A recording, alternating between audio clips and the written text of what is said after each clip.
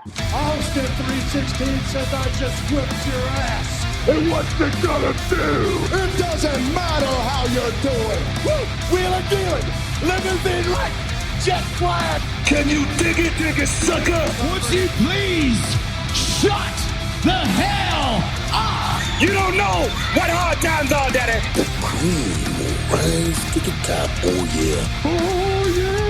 Look at the human rumble. What up, what up? Welcome to episode 147 of Keep The Kayfabe. I am Mike, finally getting a chance to sit here with my boys and talk about some wrestling. Boy, oh boy, it feels like we've been gone for like 2-3 months, and I didn't even know what episode we were on, but dang, it feels great to be back. We just kind of needed to take a little hibernation here in the winter months. I got really busy with my business with the holidays. Matt's had twins. Steve's releasing books. Gary's transitioning in work. Then there's life in general, and it's just like holy cats, guys. We need to just pump the brakes for a second. But you know what? The nice thing, there's no off season in wrestling, and you can jump back in whenever you want, right? So I'm really happy to be back. Thanks for listening and sticking with us, KTK fans. So let's go around the horn here and introduce the boys and see what they've been up to. Over in Glendale, he's a man that keeps it regal. My guy, Steve Grobschmidt. What up, Grob? Mike, I request that you call me by my proper given name, Steven. I am a founding father of Keep the Kayfabe, and it's time I start acting that way. Now, I can understand why Gary wasn't here in the beginning, so he doesn't know, but you know, we started this thing on a tradition of being excellence and giving the world something that it hasn't expected before, and we've kind of gone off the rails on that. You know, you come up with your little excuses about your business or, you know, family, but it's time Keep the Kayfabe takes things seriously, and that's exactly what I'm here to do in 2024. Thank you. I'll give the floor to whoever else wants to go next. That was awesome. That was really good. Masterfully done. Yeah. Yeah. How many times Great to did have you you watch back. that, Steve? What was that? How many times did you watch that? Jeez. Just one, baby. Oh, That was really good. got to call him You one got take. you got them Groby. down. That was for Charlie. Who are you imitating for the fans out there that don't know? That is hot off the presses. The new look of the Young Bucks, who are going most definitely to a heel persona, but kind of these like smarmy, like, you know, they're actually just putting it out there that they're EVPs, and they're kind of seem to have hinted that they got this mission to take down the old, starting with Sting. Awesome. Yeah, masterfully done. Great pick. Thanks for leading us off. How's life been, Steve, for you? All good in the hood? Yeah, it's good. I just I spent last week in the beautiful state of Utah, first time there, and it was you know, for those of us that spend most of our time in Wisconsin, seeing the mountains was quite it never gets old. And the mountains were right there. So that's good. And as you alluded to, I've been doing a whole lot of writing. I got my third book coming out in a couple weeks, and that has been a whole lot of fun. Congratulations. Awesome. And I don't think we've recorded in a while. I had none other than wrestling legend Prince Nana cut a cameo promo for my third book. So we'll have to put that on our Instagram. We should. Yeah. Yes. That's awesome. My good friend Steve. Good friend, yes. Good friend Steve. Gamma Trader. That's awesome. So good. Well, congrats on all the cool happenings with you, Steve. It's good to see you back. Likewise. All right. Let's cruise down to Bayview and talk to a man that keeps it freshly squeezed. Mr. Mom, getting it done ×2, Matt Michelson. What up, Matt? A lot, but nothing's changed at the same time. It's 2024, but some things never change. And to that, I say, hello, ladies. Yeah. Big And time. for those of our listeners, Mike shared a really great questionnaire with us the other day that was filled out by Val Venus. We'll try and share that on our was so Instagram as funny. well. Instant classic. I got it saved on my phone. I got to check it out. But I mean, that's when wrestling, I mean, talk about the perfect person to survey for these things. Like, I remember like Sports Illustrated for kids when like you'd be like, Shaquille O'Neal's favorite food is pizza. Holy shit, we like the same stuff. Like, I loved learning stats about people. Like, what's your favorite actor? And Val Venus is like, who's ever in my movies? Or like, what were some other ones? What was like the good one? Let me just pull this up real quick. Tell me more, Matt. Tell me about your kids. Oh, they're great. How are they? They're doing good. They just turned 3 months old fairly recently. For those of our listeners who are new to the show, my wife and I just had twin boys back in October, so we're still adjusting a little bit, but I think we've got it down pretty well now. It's great and incredibly like traumatizing, but amazing all at the same time. So if you don't have kids, you wouldn't understand. For those of you who do have kids, you get it. And we're slowly getting it as we go. But yeah, we've just kind of been laying low since, I don't know, a little bit before Christmas, trying to keep the kids healthy till they start daycare, which thankfully is coming up here soon. So we're starting to reconnect with friends and do some of the things we used to do and introduce the kids to everyone. So it's been a good, it's been a good holiday. That's awesome. Congratulations. Love to hear it. What was your favorite? Was your favorite movie, Matt? While on paternity, has your favorite movie been that Debbie series? Debbie series? No, Debbie Does Dallas. No, the one that I love the best. Yeah, no, the one that I love the best is his secret talent, carrying 1 dozen donuts with no hands. Yes. How good is that? That's great. That's really good. He couldn't have made it a baker's dozen. Oh my God, for real. I've the heard, best advice he ever received: give your best shot for the last scene. Oh my God. Genius.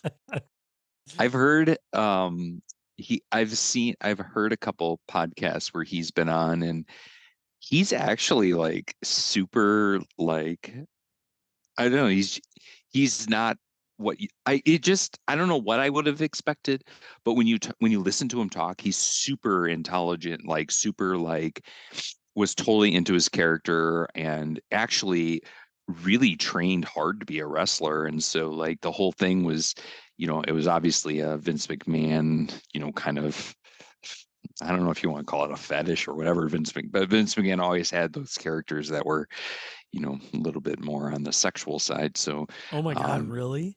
Yeah. Yeah. So, that's good shit.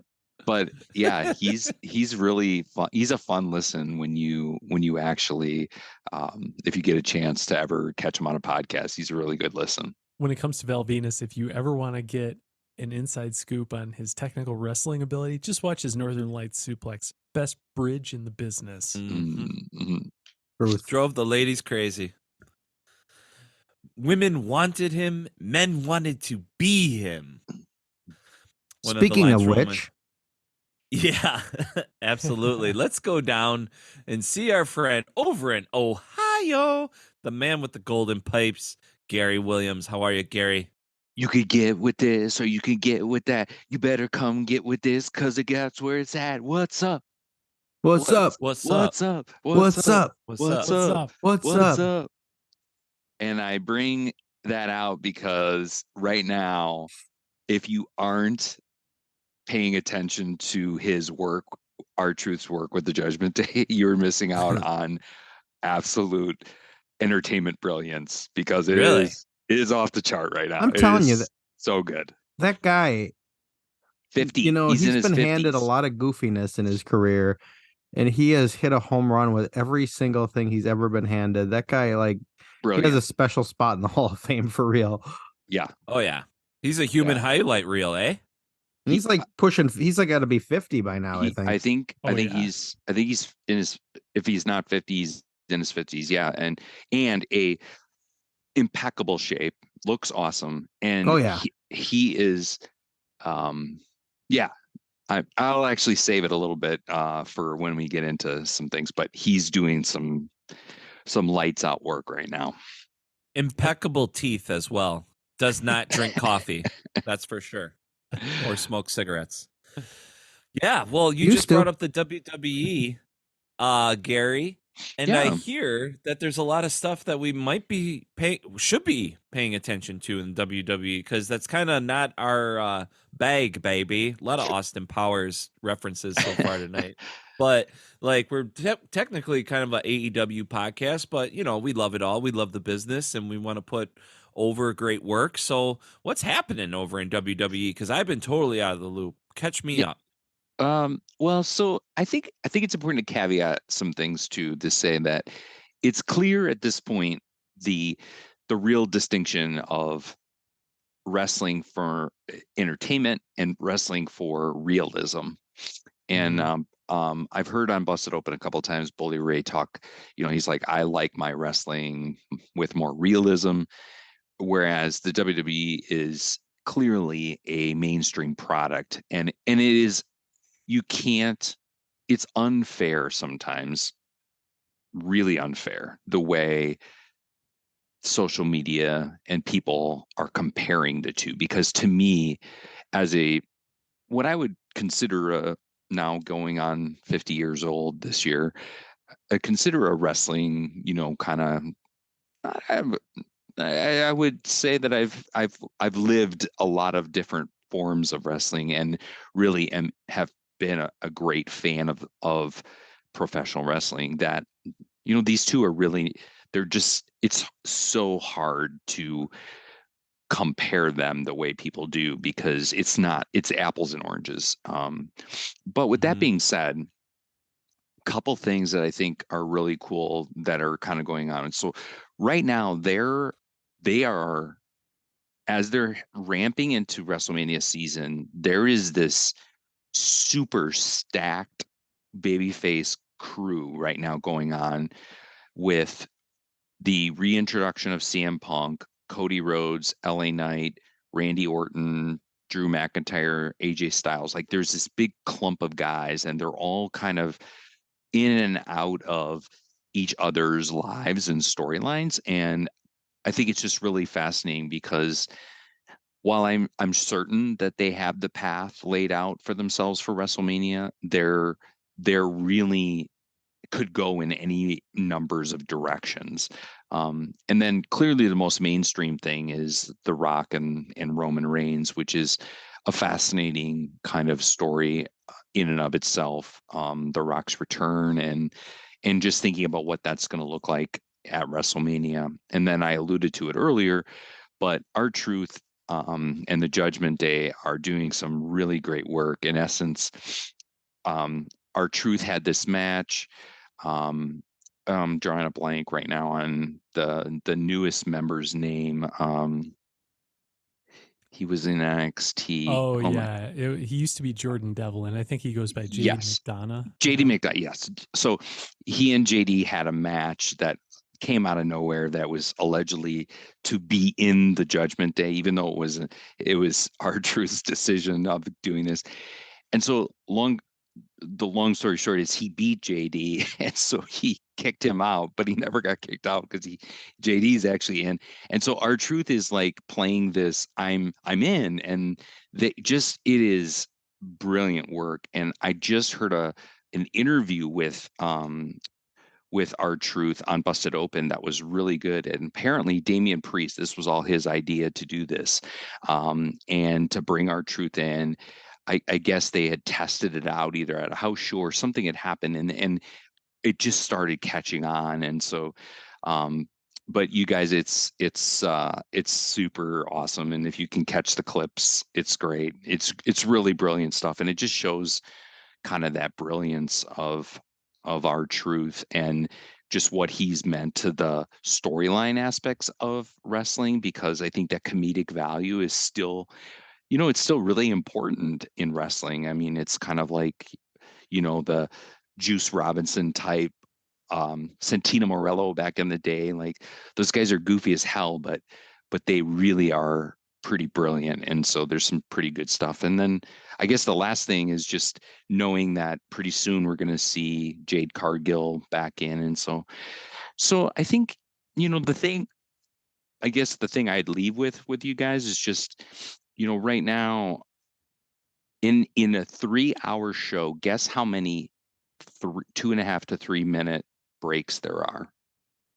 Gosh, I can't even begin to guess. 18. Oh, So in a WWE show, there is, so how like you see the bar at the bottom, and I don't know if you noticed this at all, but like if you're streaming with the AEW, literally there are only, it's like 4 or 5 throughout the 2 hours where it's clearly blocked out, that you're not going to see anything. Otherwise, as much as we hate it, it's picture in picture all the way through. There's a short period, and then Mm-hmm. there are 18 starts and stops to a Yuck. Raw episode. It is That is insane. absolutely beyond difficult to pay attention to. And so,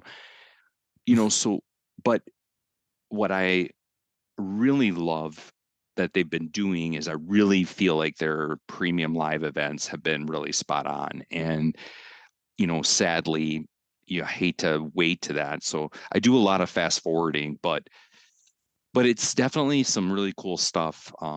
Their promos have gotten a lot more realistic with Drew McIntyre and with Cody and CM Punk. You've got a little bit more realism getting thrown in there, not as much scriptingness. But I mean, in the end, it's still the same kind of shtick. But I definitely think it's really improved its entertainment value, especially since seeing after Vince McMahon truly has been kind of gone over these last couple months.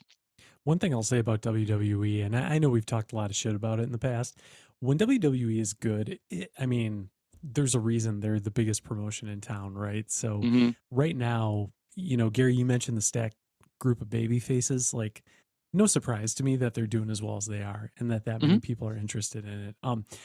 What's funny to me is I had heard about the Judgment Day, quite a while ago now, because they've been around now for over a year at least, and I think in the early going of the Judgment Day, I'd heard some rumblings about them, and I watched a few episodes of Raw. Wasn't really super impressed, but you can definitely tell that as time's gone on, they Mm-hmm. found their footing and gotten a lot better. So hearing now that our truth is being involved in this group is really interesting. It's funny too because Adam Copeland, Edge, was like the Yeah. guy that whole faction was supposed to be built around, and he's not Yeah. even there. And the fact that it's still there actually says something. So Absolutely. yeah, That is true. crazy. Without a doubt, I think, and Dom and JD have kind of gotten, they're kind of in the mid card kind of tag team scene, kind of doing some things.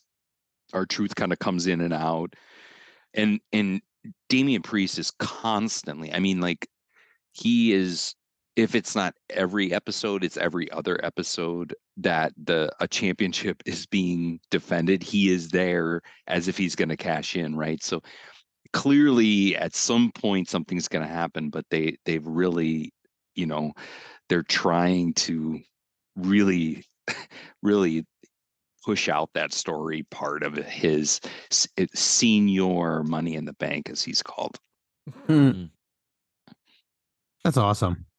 I've always felt like I've been maybe not as far as our good friend Charlie, but I've always been on the negative side of WWE. And I mean, I'm going to stand by a lot of my reasons. However, I was you referenced that Drew McIntyre promo with CM Punk, and I got my own hangups from CM Punk from how he conducted himself in AEW, but this is mostly on Drew. That was like probably one of the best promos I've heard in a while, because it was like, obviously steeped in realism.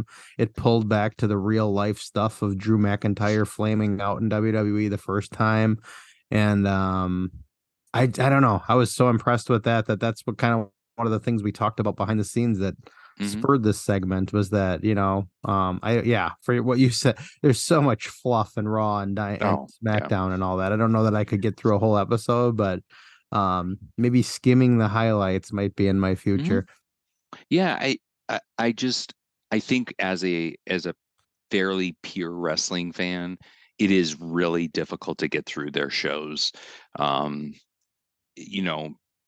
because it's just so made for TV in such a elongated way, and their shtick of bringing someone to the ring and making them sit in the ring for 3 minutes. I mean, I can't even imagine, when you think about, and I have been in the last 12 months, I've been to a Raw and I've been to a Dynamite, and Raws are just awful, just an awful pain to endure live, and it's shocking to me to some degree. really shocking, actually, just how well their attendance is for those shows, because Yeah. it's painful compared to an Well, AEW. remember back in the day, like frickin' Shane McMahon would be like falling off the Titantron on a Monday. I Like know. they're not doing anything No, like close to you're like right. what they used to, like what you were saying, like those in-ring interviews like that do nothing. The writing is Yeah. so bad. Like if it was Piper's Pit, sure. Well, you know, we can't compare, but yeah, you're right. Even just the look of it, I just hate like the set. It just looks like Mhm. they're wrestling in like a surgery room. It's all sterile. There's nothing like I don't know. It's too clean. And I Yeah. don't know, maybe the high definition cameras still kind of get me, but still. Yeah, you're right, Gary. Too many breaks, too much talking. But I don't know. I haven't really watched it either. I shouldn't even say that much. But it's good to hear that there's good shit going on. Is there any good shit before we get into like what's happening in the indies and like Rumorville or anything like that? We had some people come back. Any closing thoughts on the WWE? And we'll get into this later in our show, because I think we're going to have a special feature segment, but there are some nuggets of interestingness to think about in terms of, I'll leave you with two things. One is clearly the decision making around Roman Reigns and what's going to end up happening with that. And then the other thing is, it's clear this in 2024 there's another set of people that whose contracts are up, and it will be interesting to see what eventually ends up happening, because I think um, if, as we transition to maybe indies and others, the artist formerly known as Dolph Ziggler has really shown a lot of people just how powerful some of their characters are on a global scale. And in terms of that, wondering what the future is this year of some of the current guys who are up, and I think some of my thoughts for 2024 are around that. So yeah, what's happening with Dolph Ziggler? What's he doing? He's wrestling somewhere? Yeah, Yeah. so he's back, baby. I again, another really cool thing. I listened, as you listened to Busted Open, he was on the other day. Great interview, very steeped in realism. And he was like, listen, like he basically, the gist of what he said was, I didn't mind sitting at home making $1 million, but I kind of want to do something. But I always knew that if they needed me, I could do it, right? And so, but he was really the one pushing them to say, hey, listen, like I'm good to go. Like I want to kind of do some other thing. And now he's shown up in New Japan. He's starting to do some indie work. He's starting to collaborate with his brother more. Hmm. And so, he's got his own he's got a comedy thing that he and his brother do, which is really kind of cool stuff. So, and the one thing about him too is he's not a spring chicken by any means. I don't Mm-hmm. exactly know how old he is, but he's definitely in his 40s. Mm-hmm. And what he said was he's in the best shape of his life, and partly because he hasn't been wrestling full time with the WWE. And so now that Yeah. he's kind of going into this next evolution, he's like, it's not, the energy he had in his interview was so cool. And so it was kind of neat to see him arrive there. Selfishly, I hope he ends up somewhere somewhere else too in 2024. He's 43. Mm, Wow. yeah. So, and part of his thing is, he's like, I've been in great shape all my life, and I'm as ready to go to wrestle more at this stage in his career. And his wrestling deal has always been kind of that under guy, right? The guy that gets kind of beat down a lot, and then, and kind of comes back at the end. So, but great opportunity. I mean, I can't wait to see what he does in the ring, in these next couple months. Rad. And he gave it to Sonny for like 9 straight hours or something like that. Do you remember interview? So I've heard. Wow. Alleged. But he wasn't the Probably one only of the best one. times of her life. Yeah. He wasn't the only one Yeah, who showed better up than on now. that card. But Dolph wasn't the only one who showed up at that card Yeah. in New Who? Japan. Who else? The Okay. artist or the artist known as Jungle Boy, Jack Perry showed up as well on that card in New Japan, and he did this shtick with kind of jumping over the rails and ripping up his contract and having an armband that's a scapegoat on it, which I think is hilarious. He's got a big Nice. beard and he's kind of and it'll be interesting to see kind of what's going on there. I'm not a I don't really get too deep into dirt sheets and all the other stuff, as well as our good friend Charlie does. But I definitely think that there is obviously this working relationship between New Japan, and I think with Osprey making the decision to go into AEW full time, I'm sure New Japan is at a place where they're starting to, figure out, okay, we've got to get some replacements of American talent that can replace some of these guys that are leaving. And so but it was also cool to see Moxley go over and Danielson go over again, and just seeing just kind of that kind of ebb and flow and back and forth, that freedom that those guys in AEW seem to have over the guys in WWE, is kind of cool. Righteous.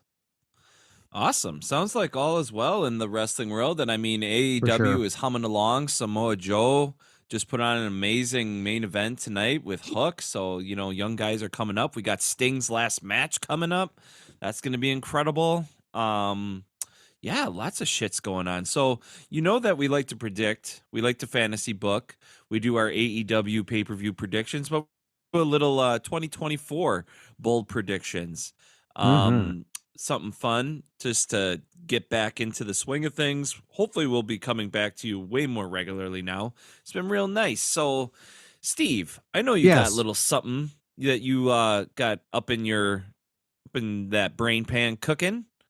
Wrestling, what do you think's going to happen this year? I got 3 predictions, and I'm gonna go in order of maybe surprise. I'm starting with the least surprising. My first prediction is Mercedes Moné does officially debut in AEW. I don't know that it's confirmed, but it seems like it's kind of heading that way. So I'm gonna go ahead and lock that one in, that's gonna happen sooner than later. Steve, you know what's amazing? I've noticed recently that with the elevation of Sky Blue and Julia and Anna J, I mean, Tony Storm, like, I think her work right now is Top notch. brilliant. Yes. Would you guys agree? And I think the reason why I'm bringing this up is because I think if Mercedes Moné if that's legit, right? I mean, the synergy that they're going to have, I think, is going to be where I really think that this could be the start of some really, really good work for them. I think getting someone like Mercedes Moné would make the women's division undeniable to some degree. Yes. And mostly because she's such a presence in pro wrestling. I mean, she was by far the best women's wrestler in WWE, at least in my opinion, when she was there. Agreed. So you take her, put her in AEW. I mean, yes, AEW has a lot of great women's wrestlers, but she has that reputation from WWE. Not that Tony Storm didn't. It's just Sasha was on her own level. So Tony Storm, I got to just real quickly say, I was not the biggest fan of this character, I think, for a while, but man, after tonight, oh my God, like thinking Ian Riccaboni as Tony Schiavone is just priceless. And if she keeps this up and then eventually, maybe they have Mercedes come in and take the title off of her, I think that's the best move they could pull. Yeah, I don't really know what else to add to that, though. I think, yeah, she's got to be a shoo-in for the women's division. I do think that if they Steve, get what do you somebody think? like, I think if they get someone like her, they have to rethink this one match a week. And Mm, they got, Deanna Prazo. They got so much talent now. They gotta just maximize it with whatever yeah. time. And we don't need to see the Marina Shafirs and that on TV Mm, anymore. It's like freaking. They're gonna have to do more than the women's storylines are predominantly around the title. They got Statlander and Willow now. They got a couple stories that don't involve the title, but if you're gonna get like an A player like Monet, they just really got to rethink this. Do 2 matches maybe on mhm, Dynamite. There's certainly Mhm. crap they could cut out of Dynamite to make room for a second women's match. So Mhm. yeah, this is like you get Monet, you got to get it up a level. Well, Mhm. and I don't know if you guys agree with this, but you know, the character that Julia Hart has right now, or the way Sky Blue is and the way Tony Storm, their characters have actually developed in such a manner where they have like some emotional connection with the fans, and in a way where it's hard to not have them on a show, because I think, even just Julia's entrance has become kind of a bit of a cult classic, so to speak. Oh, for sure. What were your other predictions, Steve? Here's the one that, maybe this is just the old guard in my brain here that I just refuse to let things go that I'm stubborn about. Here's my second prediction. In 2024, Cody Rhodes will not win either world title. Mm, Okay. There's still schools of thought that they're going to stick with the plan and The Rock's going to do something else or this or that. But there's a stubborn part of me that thinks he's still never going to win the title. But I'm going to limit my prediction to 2024. Certainly at Okay. WrestleMania, he will not come out champion. Nice. And then my third, and this coming from me. So we all know, I'm going to go on record, and I've said it before, that my favorite wrestler right now of all wrestlers is Swerve Strickland. And he's been for a while. And I think it's going to be in a lot of ways the year of Swerve. mm, Probably going to be a world champion at some point. But Mhm. here is what I'm going to predict is that Hangman is going to win the belt back. And then they're going to do whoa. this story where Swerve's going to eventually beat him.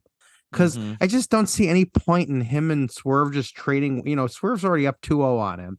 So somehow have Hangman get ahead, get Mm, that title, and then Swerve can go Mhm. after him and get it versus Joe.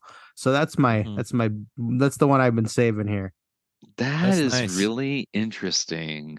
That is a really interesting way of going about it. Honestly, It to me, it's the only way that makes Swerve Hangman round 2 interesting. yeah. True. Because, do any of you see a future with Swerve and Samoa Joe? No, I definitely don't. But Steve, I'm so glad to hear you say what you think about Hangman and Swerve and how that's all going to pan out, because I think for whatever reason, and it's not even like AEW's hinted at it, but on tonight's episode, at the time of this recording, that thought crossed my mind too. I'm like, okay, Mm, I think I get it. Like if Hangman is next in line, if he beats Joe and that tees up Swerve and Hangman for the title. I mean, because think about it, like, Swerve, like you guys said, is 2-0 over Hangman right now. They had like the first match was great. The Texas Death Match was insane, just like one of the most violent matches of recent memory. How do you top that? Well, if mm, you Right. throw in the world title as, something to up the stakes, that makes sense. So I love that prediction. yeah. Yeah, that's really fascinating, Steve. Like that's a very interesting kind of I know. That's good. Like He's a writer, God damn it. I He's got know. 3 books. You got the pen in your hand. It's awesome. Got the pen. Yeah. That's I good like it. booking. It's What good about shit. you, Matt? That's good You got booking. some bold predictions for us, Matt? I do. I don't know how bold it is necessarily, but my prediction is that by the end of 2024, Will Ospreay will compete for the AEW World Championship. I Mm, mean, I like it. he was on Dynamite somewhat recently, I want to say, saying that he's coming to AEW. It's known that he's been signed, but he still has to finish up his time in New Japan. So hmm while we're waiting on that, all this other stuff can play out.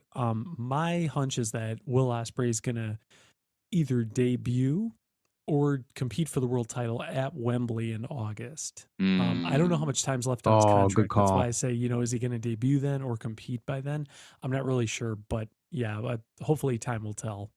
So do you think, Matt, do you think that he will be with Don Callis and that group, or do you think he'll be a wild card on his own?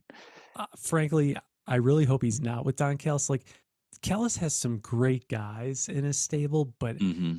and Don Callis, I mean, there was a time where he was the villain in I'm sorry, AEW. Oh, jeez, I almost said the wrong three letters. And for whatever reason, I don't know if AEW just like forgot about him or dropped him cold for not really a good reason. All his guys just don't feel as relevant as they used to. Now, don't get me wrong, Mm. Takeshita has really stood out lately. Yeah, that dude's a beast. And Kyle Fletcher is an amazing young wrestler, but doesn't Aussie Open technically have a relationship with Will Ospreay that is True. like, They were a team. They were a faction when they came in. Yeah. So, all that being said, I don't know. I don't know if he joins Don Callis family. I mean, they could definitely dabble with it or tease it when he comes in. I mean, there's something for him to do right there. If I were AEW, I would book him to stay away from them. mm, It's just because I feel like there's so much more they could do with him feuding with them versus being part of it. Because that faction just kind of ebbs and flows over the weeks. Like, they'll come back for 2 weeks in a row, then they'll disappear for 2 months, then they're mhm. back for 2 weeks, then they'll disappear. Keep Osprey away from them. Let him feud with them for a couple weeks, but then he can be on Dynamite again the next week and on to the next thing. I Interesting. like it. I think it's a good prediction. I think the Wembley thing is, I mean, you're gonna want to maximize your British talent, and I think For sure. Osprey and Hayter probably in some way, shape, or form will figure prominently into that show. Yeah. Mm-hmm. Can't wait for Be Jamie nice. Hayter to come back. My God. I wonder where the Undisputed Kingdom might fit into all that too, just because, like, I don't know. It feels clunky a little bit right now, even though you can feel this, you've got the Acclaimed and Bullet Club kind of merging for some reason. I don't know. Do you think they're merging because of Blood and Guts, that they're Yeah. trying to set up something for that? I believe so. Hmm. That would be tight. I don't know where. Go ahead, Because we Mike. just talked about it last Blood and Guts, how like they were having their big studs like Kenny Omega, the Young Bucks, do all like that crazy match. This Blood and Guts is like the perfect match for like the Colton and the other dude. What are they? Gun Club. Blah. Yeah. Yeah. Sorry. Yeah. We need that. Like those guys are ready. Those guys are going to be Mhm. stars. I like we've been seeing that for years. Maybe that's my bold prediction. Maybe the Guns will. Nah, it won't be this year, but in the future, once they do turn and get out of Bullet Club Gold or whatever they're going by, those guys are going to be good tags champions someday. So yeah. But yeah, I think they are probably setting up for like some kind of merger to get six. Is it like 6 people per side or 5? 3 and Yeah. 3 for if the Bullet Club and Acclaim team up. Mm-hmm. Daddy Ass doesn't get in there. No, yeah. Well, Mhm. yeah, that's the 3. No fucking way. There's no fucking way. He's not putting himself in there.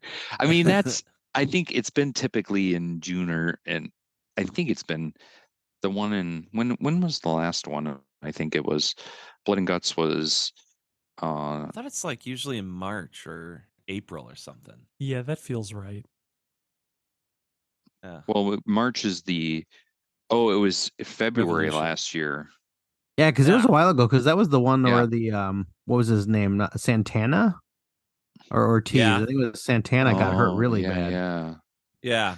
That was a good one actually. Blood and Guts. You could go back and listen to that episode. It's actually pretty good. It Mhm.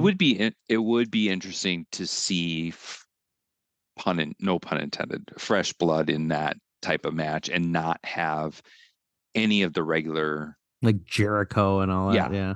keep those guys out and just Exactly. But there's clearly there's this FTR Danny Garcia thing going on. There's the House of Black. There's the United Kingdom.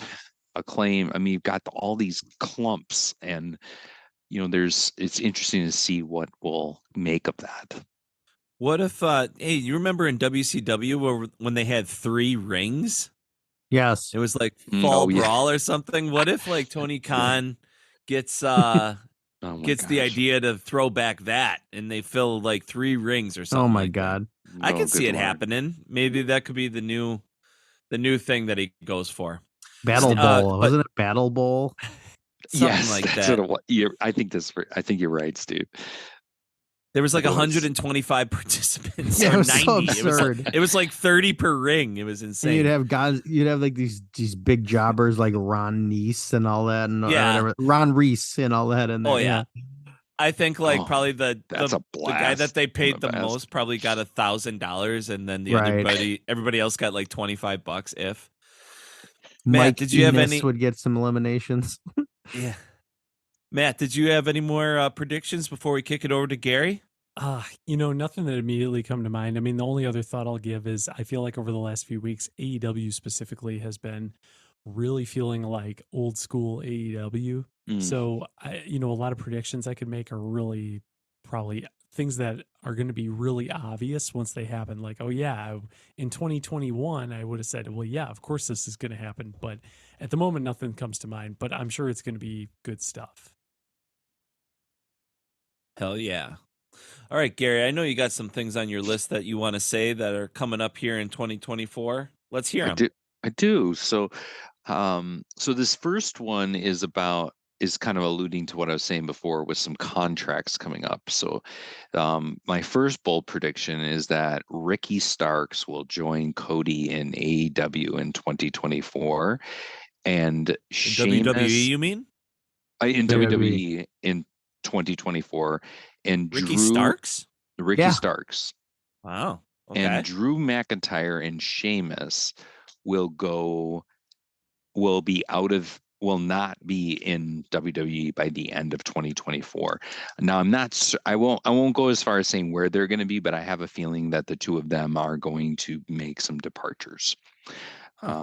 Drew's contract is up in April-ish, right after WrestleMania, and I think Sheamus has been out for a while, and I think it would be interesting, given their international background, that they might, it would be interesting to see kind of what happens.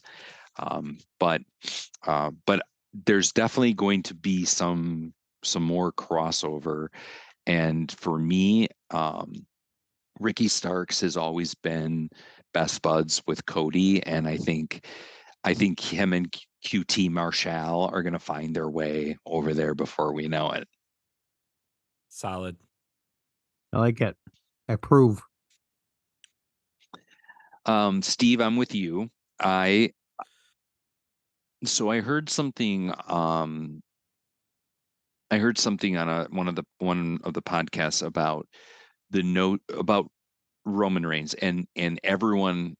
He will not not lose his title at least for another 240 days, because that is approximately, I think, if I have my math right, that will be in 241 days from now-ish, he will break Hogan's record. Mm. And I heard something which I'm curious what your thoughts are on this, but I don't know if you guys ever hear this kind of like mantra being said, but in the modern Super Bowl era, they talk about the Super Bowl era versus the prior to the Yeah. Super Bowl, about statistics and things, and so this is crazy to think about, because Steve and I for sure lived WrestleMania 1 as in our childhood. They're saying that the modern wrestler today will always be known as the WrestleMania era champions versus the prior champions, because they believe that WrestleMania 1 is the true break point into the modern wrestling era. And that is crazy thinking in my brain, because now we're, like, you imagine our parents being a part of Super Bowl one, right? And Mhm. not even realizing the implications of that.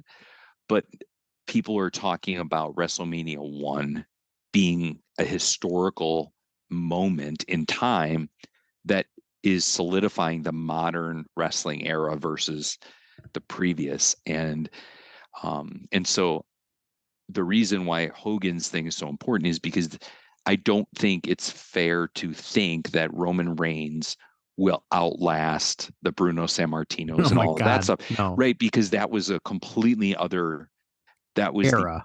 yes, but Roman Reigns will surpass Hogan at the minimum to be the post WrestleMania era greatest champion of all time. That's very logical to me. I don't know. What do you think, Matt? Yeah, I don't want to believe it, but I do. It's so WWE, right? Like I could totally see them doing that just for the sake of doing it at this point. I and to be fair, I mean, I think back in the day when Hogan, gave up that historic reign, it was because they finally felt like they had another guy who could fill those shoes. Mm, Um, does WWE really have that at this point? I mean, yeah, they have a lot of guys who everybody loves, right? But any of them feel like they're on the level of Roman? Like, imagine Roman without the title in a match. Like, do you really think he'd lose at this point? I don't know. It's hard to yeah. say. So I have to believe, yeah, WWE is probably gonna keep running this until they do break yet another record because they love playing with their own history. Hmm. The part that I continue to struggle with is, imagine if you were on like a baseball or a football team, and you're practicing every single day, and you're going through the grind, and then there was this dude that just never practiced but always got to play in the games. And and and in where I struggle so much is, they pound the piss out of their wrestlers because they put them through Friday, Saturday, Sunday house shows, Monday, or SmackDown house show, Raw, and they pound those guys, right? But there's a certain group of guys that aren't, they're never there. Mhm. They're never really there, and like Roman, like Seth Rollins is an unbelievable workhorse right now. I mean, and so is Cody to some extent, and these other guys. But CM Punk, you guaranteed his contract is, I get to come and go when I want to. Roman Reigns, so you got all these guys that kind of come and go, and it just completely messes with the realism of what's going on, because you're like, okay, so you're gonna, so here I am, Cody, at the top of a card, and I guess to some extent maybe the money matters more than anything, but I don't know. I don't know if you guys feel the same way, but it is got to be demoralizing to some extent to always feel like, oh, here comes John Cena for another 3 months, and here I go. My TV time went from this to this now, and That's oh, the all right, come that's on in, also, Suna. I mean, that's like, guys like Kevin Owens certainly have to be used to that because he busted Hmm. his ass for a universal title run, and then they squashed him out because I think it was Goldberg, he had to have his Hmm. WrestleMania moment. The Rock ended CM Punk's great reign because they wanted The Rock Cena, so it's like, that's like not every single WrestleMania, but they do that. The big starry, the big shiny legend comes in. Yep, let's forget about the guys that are here every Yeah. single day. It's kind of like the NBA, Like there's so many good basketball players that have never won like a like a NBA championship because they were going up against Jordan and Bird Hmm. and Magic during that time and stuff like that. So they Yeah. never really get enough of the shine. But they're gonna go with who sells tickets. It's all about the money. That's what wrestling is. It's a freaking they don't care, Yeah, it's especially hard. nowadays. Yeah, it's hard to deny right now, like the attendance figures for WWE, even the house shows are off the charts, and they're pulling in money left and right. Um, you know, it's just one of those things where I just think that's the part of the WWE that will consistently always rub me as a wrestling fan the wrong way in comparison as I watch.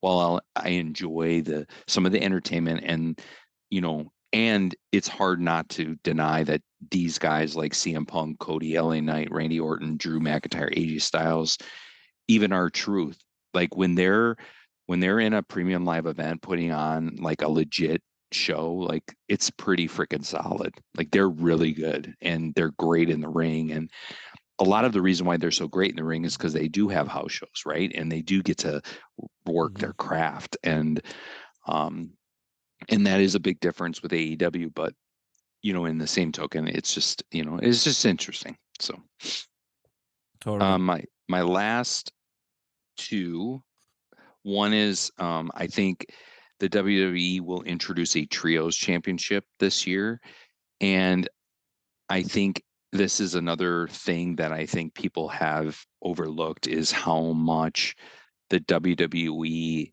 is chasing AEW for some of the concepts that it has and has employed.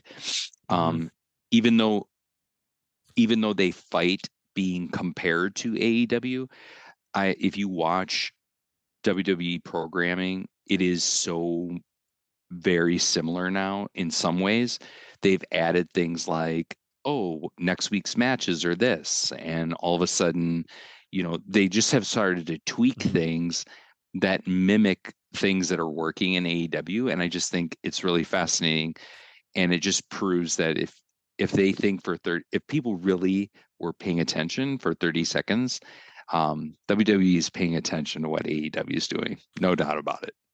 That's kind of like what the XFL, which was a WWE product, did for the NFL, actually. When the NFL finally had their competition and had something to look at, they employed some of the new updated concepts, which is kind of ironic to your point there, Gary.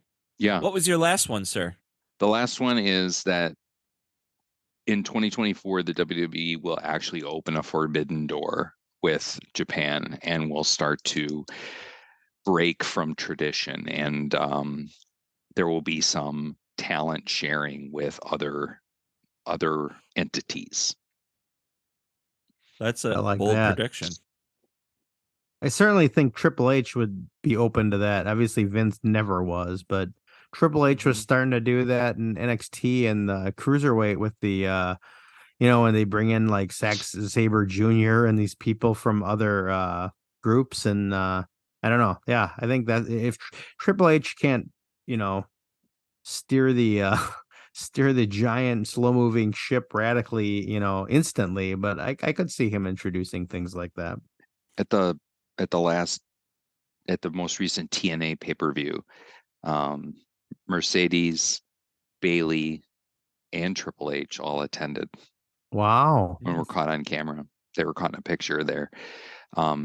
Trinity, Naomi was wrestling, and there's thought that she's going to come back to WWE, but it's just interesting that, I don't know. I don't know if AEW and WWE, I don't know if that'll ever happen, but I also would not say never to anything going forward, because I think those blurred lines could be, as these friends start to move back and forth, I mean, how can you deny what Christian and Edge are doing right now? Like, or even tonight, you guys, Dustin and Christian, like those guys are freaking phenomenal professionals. Yeah. If those guys in the back weren't eating that up and paying attention, those guys, I don't care. They're phenomenal entertainers. It's like what all the young guys should be striving to be, right? A wise man once said, in our presence, it was real. Definitely. Yeah, and I mean, this is what we like to do here. We like to keep it real. It's Sure good do. to get the wrestling chatter back in order, and it was good to reconnect with you boys. And you know what? We got a lot to look forward to and a lot to be thankful for. And, lots of times when I do count my blessings throughout the day, I usually include these three things. Could you tell us what those are? Because I'd love Yeah, to I hear. seem to have It's forgotten. the time of New Year's resolutions. What are they? I'm new. Remember, I haven't been around here. Not from the beginning. I'm super blessed to always stay humble, stay hungry, and stay hard. Oh, Triple H. Woo! Say you don't care who goes to that kind of place. Knee deep in the hoopla, sinking in your fight. Too many runaways, eating up the night. Marconi plays the mama. Listen to the radio. Don't you remember? This is such good shit.